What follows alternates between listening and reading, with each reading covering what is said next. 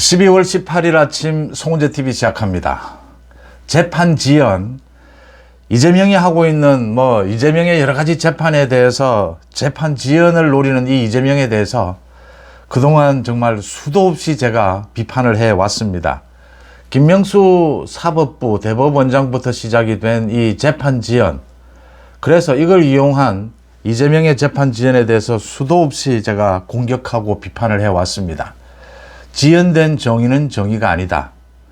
그런데 이제 윤석열 대통령도 재판 지연을 시도하기 시작했다.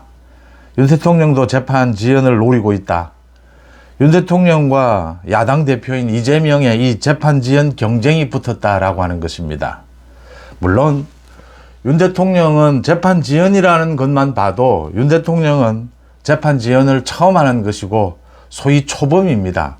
이재명은 상습범입니다. 그런 차이는 있기는 하지만 윤 대통령과 이재명 모두 재판 지연 경쟁에 나섰다라고 하는 것입니다. 핵심은 내년 2월 또는 3월 초 이재명의 선거법 위반 재판 2심 판결이 먼저 나오느냐, 윤 대통령의 탄핵에 대한 헌법재판소의 판결이 먼저 나오느냐, 이 승부다라고 볼 수가 있습니다. 최근 들어서 제 송은재 TV의 많은 시청자분들의 댓글을 읽다 보면 이런 말씀을 하십니다. 좀 더 보수 우파를 위해서 보수 우파에 힘을 주는 이런 방송을 해달라고 말씀을 하십니다. 저도 그렇게 하고 있습니다. 그런데 거짓말, 가짜뉴스를 할 수는 없습니다. 저는 보수 우파가 정치를 잘해서, 국민들을 위한 정치를 잘해서 보수 우파가 성공하기를 바랍니다. 또 그 길을 찾고 있습니다. 여러분들과 함께 그 길을 찾고 있습니다. 그런데 거짓말을 할 수는 없습니다. 그건 국민들에게 전혀 도움이 되지 않기 때문입니다. 보수 우파라고 해서 국민에게 도움이 되지 않는 범죄자를 옹호할 수는 없습니다. 그 부분 말씀을 드리고요. 한동훈 대표에 대해서 그동안 제가 한동훈 대표가 가장 뛰어나다, 지금의 여권에서 이 법치와 상식의 개념에서 한동훈 대표의 정치가 가장 낫다, 국민들에게 도움이 된다라고 평가해 왔습니다. 그런데 한동훈 대표가 이제 대표직에서 쫓겨났다. 제가 그날 썸네일에 명쾌한 사퇴라고 했는데, 사퇴를 하면서 밝힌 자신의 그 사퇴의 변이 명쾌했다라는 뜻이고요. 한동훈 대표에 대해서 그렇게 좋게 평가했는데 이제 어떻게 생각하느냐 이렇게 저에게 따지시는 분도 있는데, 이 지금 여권에서 이 비상계엄에 반대하고 탄핵으로 갈 수밖에 없었던 이 부분을 추진했던 한동훈 대표의 가치는 살아나게 될 겁니다. 지금 홍준표를 비롯해서 영남의 국회의원들은 눈치 보고 있는 겁니다. 홍준표 하는 말을 들어보면 언제나 그런 식입니다. 이쪽 저쪽 무슨 이야기 하는지 알 수가 없습니다. 비상계엄을 찬성하는 건 아니다. 그런데 비상계엄이 크게 잘못된 것도 아니다. 그런데 탄핵은 해서는 안 된다. 상황이 바뀌면 홍준표는 또 거짓말 할 겁니다. 박근혜 전 대통령 탄핵에 자신은 반대했다라고 이야기합니다. 박근혜 전 대통령 탄핵 당시에 춘향인 줄 알았더니 향단이었네. 그 이후에 박근혜 전 대통령을 당에서 쫓아낸 게 홍준표입니다. 이게 이제 영남의 의원들의 대표적인 이 성향이다라고 보시면 됩니다. 이 눈치 보고 적당히 넘어만 가면 다음에 자신 이 선거에서 당선되는데 굳이 이쪽 저쪽. 지금은 탄핵 반대 이렇게 하는데 또 좀 이따가 바람이 거꾸로 불게 될 것이다. 그거 알고 있습니다. 그렇게 되면 이제 또 한동훈 대표가 다시 또 등장을 하게 될 겁니다. 그때 되면 또 언제 그랬냐는 듯이 또 그쪽으로 줄 섭니다. 이제 언제나 이런 식이다라는 말씀 잘 아시니까, 저는 언론을 하는 것이기 때문에 오락이라든지 이런 형태의 방송을 하기 위해서 유튜브를 하는 것은 아닙니다. 그래서 어떤 경우에도 거짓말을 할 수는 없습니다. 이 거짓말은 한번 하게 되면 다음에 상황이 바뀌면 또 거짓말해야 합니다. 윤 대통령이 잘못한 건 잘못한 것이고, 그 문제를 풀어나가는 길을 찾는 것은 또 찾아야 되는 것이고요. 한동훈 대표가 잘하는 건 잘하는 것이고 못하는 건 못하는 것입니다. 그래야 국민을 위한 정치, 길을 찾을 수 있다라는 말씀 먼저 드립니다. 어제부터 이제 본격적으로 국민의힘의 권성동이 문제 제기를 하면서 이게 이제 논란이 됐습니다. 지금 헌법재판관 6명으로 심리를 하고 있는데 이 3명이 공석이다. 이 3명을 임명을 해야 하지 않느냐. 아니다. 지금 한덕수 권한대행은 이걸 임명할 권한이 없다. 현상 유지만 해야 되기 때문에 임명하지 않는 것이 좋다. 지금 6명의 헌법재판관으로 그대로 이 대통령에 대한 심리를 진행하는 것이 맞다. 이렇게 민주당과 옥신각신 싸우고 있습니다. 8년 전에 박근혜 전 대통령 때는 거꾸로 이제 민주당은 임명하지 말자라고 하고 국민의힘은 임명하자라고 했던 반대 입장. 그래서 제가 아까 말씀을 드린 대로 이 상황이 바뀌면 이런 이제 기회주의자 정치인들, 소신이 없는 정치인들은 언제나 말이 왔다 갔다 거짓말이 왔다 갔다 하는 겁니다. 이렇게 될 수밖에 없는 거죠. 이제 이런 눈치 보기, 기회주의, 이런 게 정치적 능력이라고 생각하는 겁니다. 이 사기를 치든지 폭행을 휘두르는 조폭이 능력이 있다라고 할 수는 없지 않습니까? 그건 법치로 다스려야 될 부분이죠. 이제 이 논란이 있고 지금 뭐 과거의 경우와는 다르다. 과거에는 대통령 몫이었는데 지금은 국회 추천 몫이 아니냐. 지금 헌법재판소 재판관 9명 중에서 국회 추천 3명, 대통령 추천 3명, 대법원장 추천 3명 이렇게 구성이 됩니다. 이제 또 이런 논리를 내세워서 임명해야 된다, 안 된다, 지금 뭐 이렇게 논란을 벌이고 있습니다. 헌법재판소에서 6명으로 심리는 할 수가 있다. 그런데 대통령에 대해서 선고까지를, 판결까지를 할 수 있는지는 협의해 보겠다라고 하고 있습니다.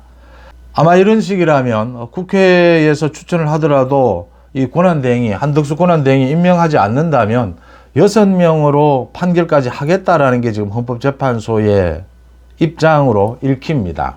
그럴 수밖에 없는 것이죠, 지금. 6명이니까 못한다, 이렇게 할 수는 없고, 6명으로도 심리, 이 판결을 할 수 있도록 그 법 조항은 이제 정지를 시켜 놓았습니다. 이진숙 방통위원장의 그 가처분 신청에 따라서 7명 이상이어야 심리할 수 있다, 판결할 수 있다라는 걸 일단 효력 정지를 시켜 놓았습니다. 그 조항을. 이렇게 하고 있는 부분에 대해서 뭐 이 의도가 무엇이냐. 그러니까 민주당은 오늘부터 당장 빠른 속도로 인사청문회를 열겠다. 3명에 대해서 헌법재판관, 여야 추천 3명은 정해져 있습니다. 그 다음에 국민의힘은 거기에 보이콧을 하겠다 지금 이러고 있습니다. 민주당 단독으로 이걸 추진을 했을 경우에 한덕수 권한대행이 그걸 핑계로 해서 또 임명을 하지 않을 수도 있습니다. 그런데 이게 사실은 시간 싸움이 아니냐. 재판 지연을 노린 것이 아니냐. 왜냐하면 민주당이 저렇게 국회에서 이 추천 몫으로 저렇게 추진을 하면 한덕수 권한대행이 임명을 하는 것이 맞지 않느냐. 헌법재판소가 6명으로도 할 수 있다라고 하고 있지만 9명이 정상입니다. 원칙이죠. 그런데 이 국회에서 3명을 추천을 하고 절차에 맞게 그 다음 한덕수 권한대행이 임명을 하면 9명으로 재판을 하는 것이 맞다. 그게 원칙이다.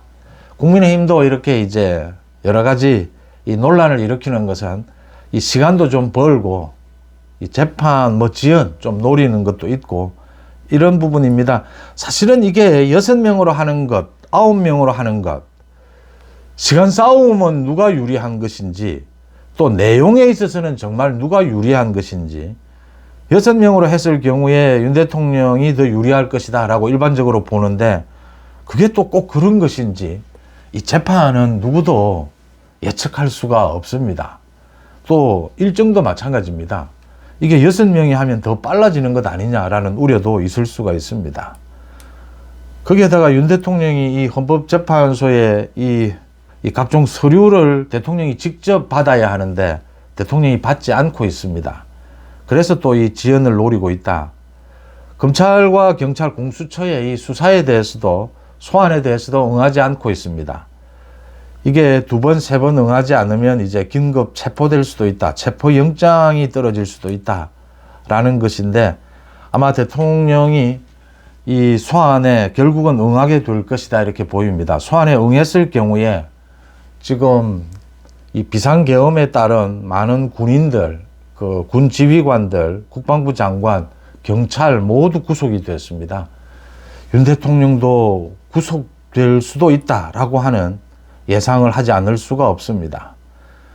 이제 윤 대통령도 이렇게 재판 지연, 일단 여유를 가져야 된다, 이렇게 생각하고 있는 것이고, 이재명의 재판 지연은 뭐 어제 오늘의 일도 아니고 지금 뭐 3년, 4년 된 이 뭐 재판 지연의 상습범입니다. 이재명은.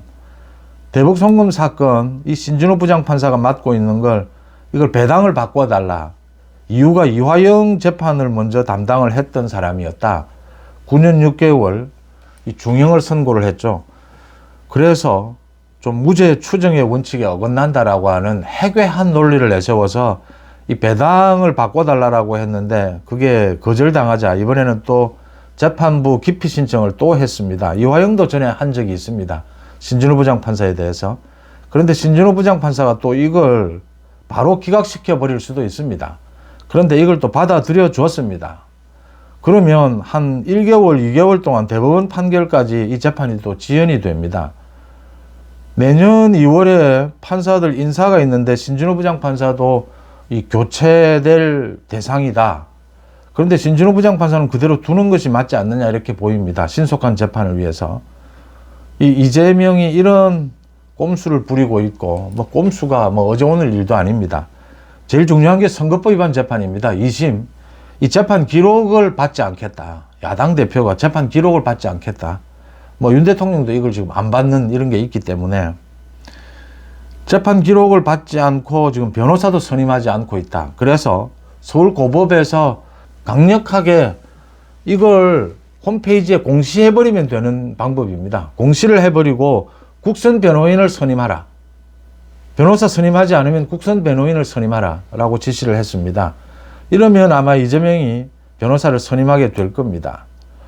이렇게 서울고법에서 과거와는 달리 이재명의 재판 지연에 대해서 아주 강력하게 대응하고 있고, 또 헌법재판소도 굉장히 윤석열 대통령에 대한 탄핵 심판 서두르고 있다라고 하는 것입니다. 윤 대통령과 이재명 모두 뭐 재판 지연 경쟁을 하고 있는 셈입니다.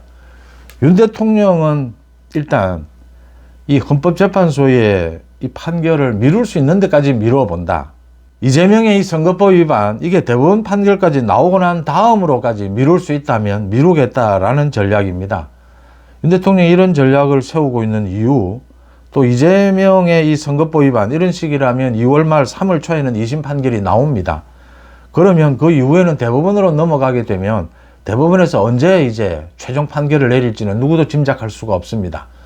만약에 윤 대통령에 대한 이 헌법재판소의 판결이 파면으로 가게 되면 조기 대선입니다. 조기 대선 국면에서 이재명에 대한 선거법 위반, 대법원이 빨리 판결을 내리지 않을 수밖에 없는 이유는 제가 어제 말씀을 드렸습니다. 이재명이 대통령 선거에 출마를 합니다.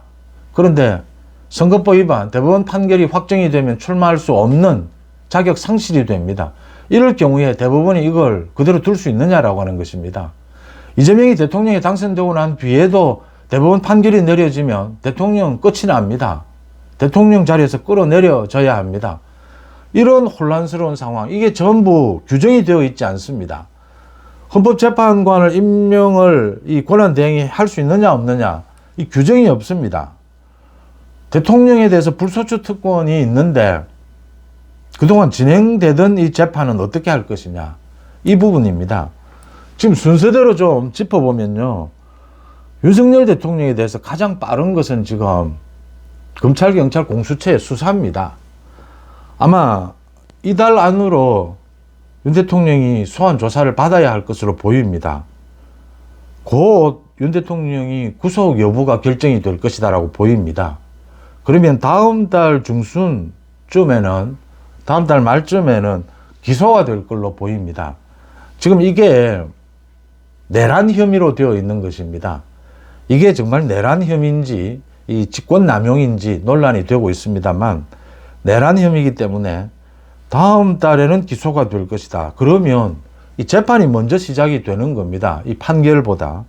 그리고 난 이후에 2월 말 3월 초에 헌법재판소에 판결이 내려질 것이고, 또 그 전후해서 이재명의 선거법 위반 2심 판결이 내려진다라고 하는 것입니다. 말씀드린 대로 이재명은 2심 판결에서도 이 징역형이 되면 민주당은 뒤집어질 수밖에 없습니다. 이재명으로 뭐 조기 대선을 한다 해도 갈 수는 없다.